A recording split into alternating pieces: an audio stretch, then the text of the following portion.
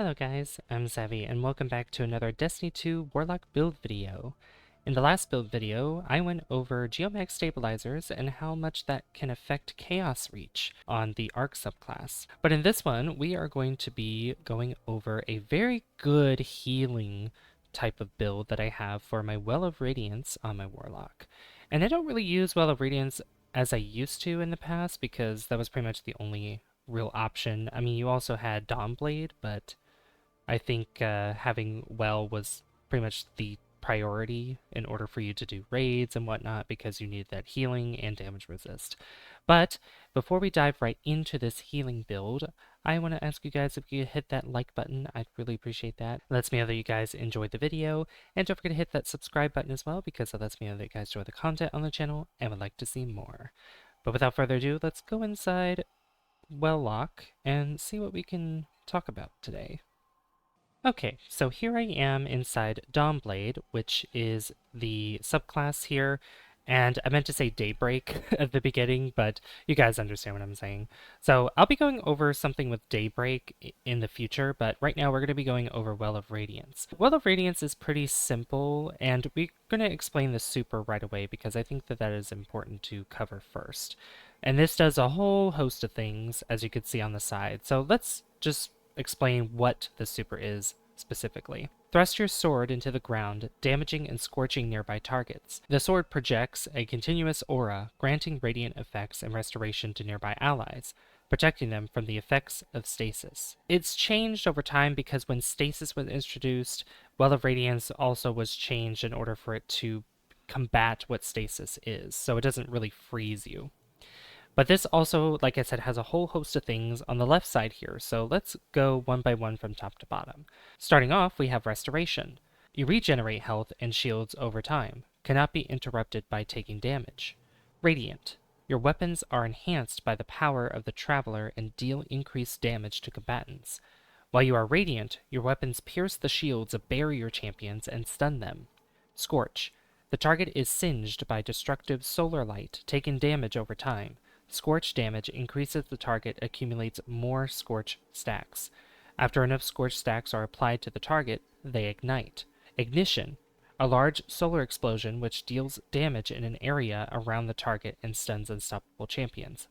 So this can do a lot of things, and it adds those Scorch stacks on top of other Scorch stacks that you apply with your other abilities, such as the melee here that we have, which is called Incinerator Snap. And as you can see on the left side, it also has Scorch and Ignition.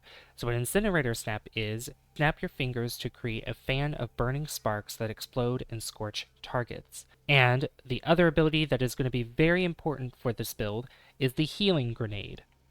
And this is why I explained this is going to be a really good healing build for you guys if you are wanting to be more of a support type Warlock. And this has one new thing that we're going to be going over on the left side. But Healing Grenade is a grenade that cures allies on impact and creates an orb of benevolent solar light, granting restoration to allies when picked up. And Cure, you are healed in a burst of mending solar light, which is beautiful. It's great. So before we get into anything else, before I read all the fragments and aspects, we're going to demonstrate exactly how this works, but with the Healing Grenade, this is where the actual healing, like the most important part of this healing build is going to be really good, and that is using this exotic called Speaker's Sight. Now, Speaker's Sight is very important because of what it does, because its armor perk is called the Lost Voice. Healing Grenades spawn a restorative turret. Healing allies occasionally spawns an orb of power.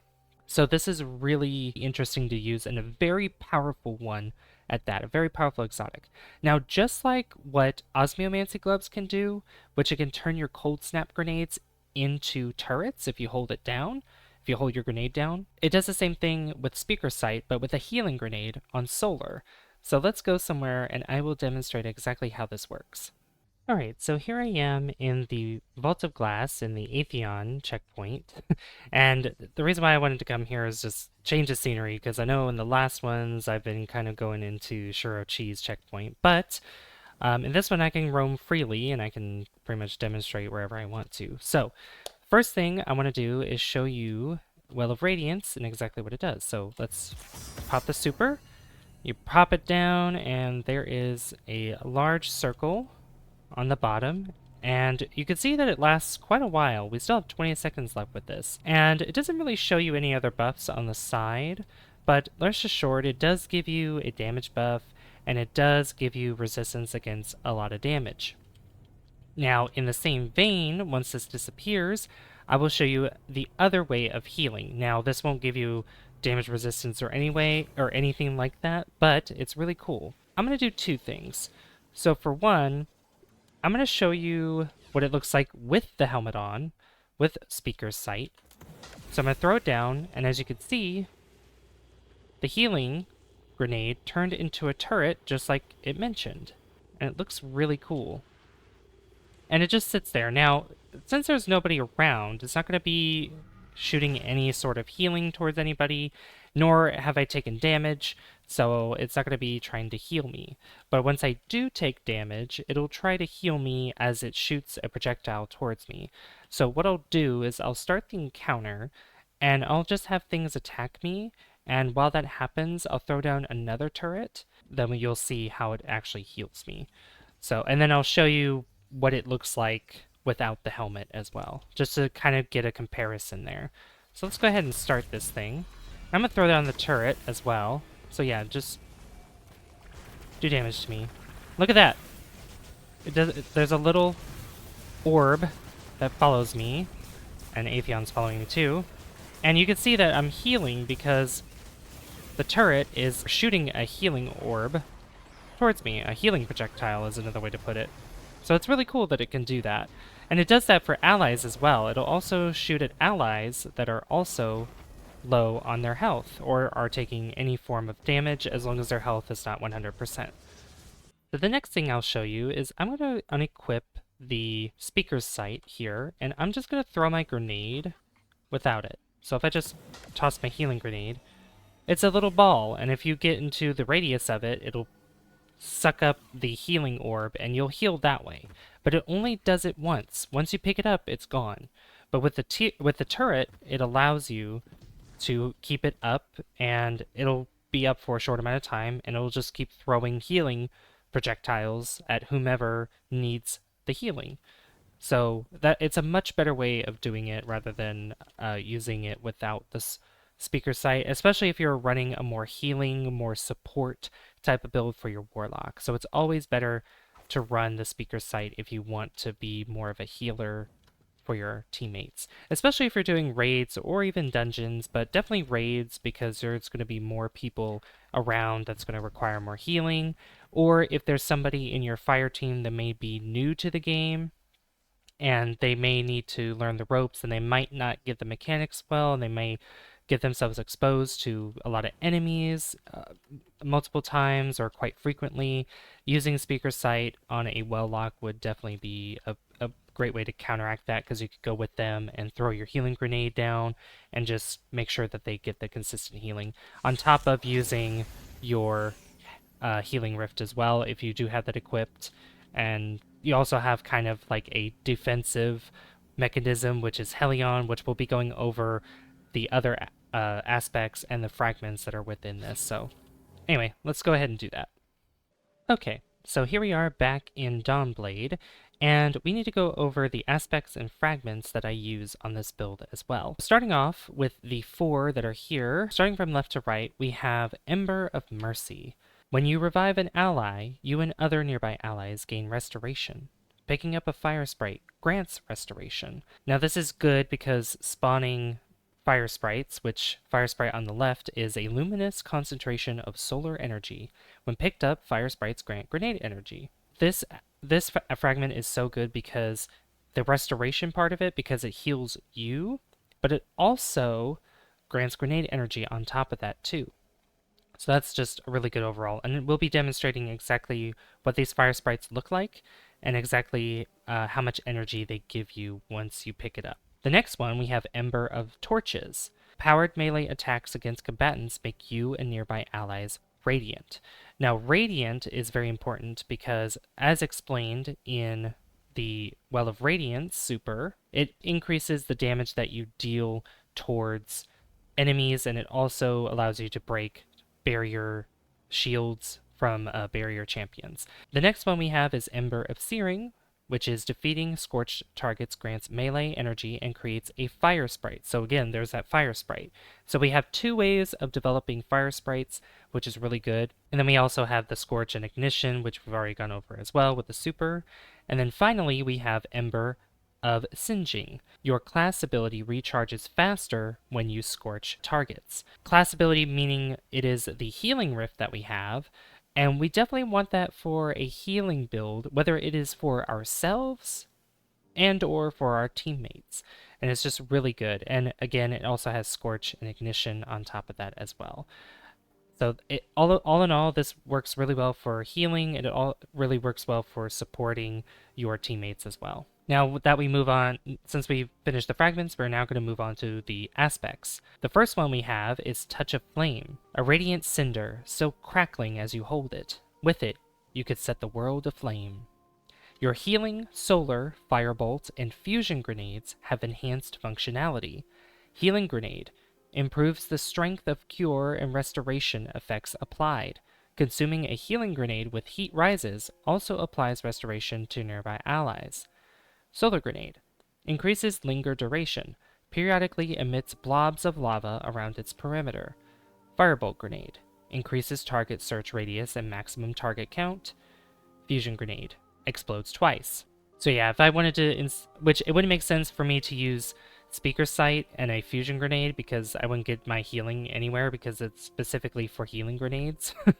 But this is what Touch of Flame does as well with fusion grenades, which for a more offensive type of build, which I have gone over another solar build, which I'll link at the end of this video, I do use fusion grenades with it. Moving on to the last aspect, I use Helion.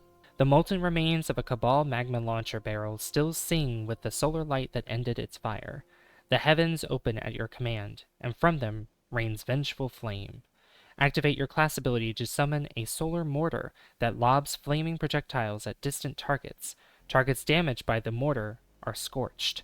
This is more of an offensive type of aspect, or I guess ability, that you could consider. And the reason why I do this is it's because it scorches targets and it ignites targets too. And this works in tandem with the Ember of Singeing, for example, because it recharges our class ability by scorching targets. So these two working together would be really great, especially since we're wanting to do more of a healing build. So what I'm going to do next is we're going to go out in the field somewhere in a patrol area, and I'm going to demonstrate all these things: the fire sprite, the Helion, the class ability energy, etc., etc. So let's go and do that right now. So here I am in the Hydroponics Delta. I'm not doing the Legend or the Expert difficulty of the Lost Sector because it's a new season, so I'm going to have to get my power level up, but I will be able to demonstrate the Fire Sprite as well as the class ability regeneration. So what I'm going to go ahead and do is just get rid of my healing rift here, and I'm just going to apply Scorches. And look how my healing rift is increasing ever so rapidly because I've decided to apply Scorch stacks because of the Helion. And as long as those Scorch stacks are continuously applied, I'll eventually get it back, which then in turn will allow me to bring out my Helion again, which is just really cool overall. So you could theoretically have an endless loop of healing rift as long as you apply Scorches. This also works the same for bosses as well, as long as you can keep the Scorch stacks alive on a boss. It still works just the same. But as you can see, there's this fire sprite here. So I'm gonna just go ahead and get out of my rift, and when I pick it up, it gives me restoration. And I believe it also increased my grenade regen as well. So I want to get rid of something else here to make a fire sprite appear. I'm just going to get rid of this guy, pick it up again, and that gave me a little bit of grenade energy back, as you saw right there in the bottom left.